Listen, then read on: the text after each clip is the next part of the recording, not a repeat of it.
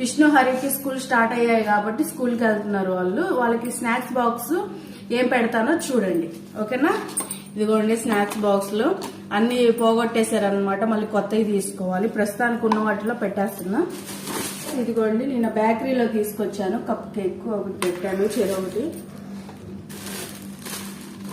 అయితే ఇది చిప్స్, బంగాళదుంప చిప్స్ అనమాట. అప్పుడే మెక్కుతున్నావా? టమాటో చిప్స్ భలే ఉంటాయంట గాయ్స్. ఇంకొన్ని పెట్టు.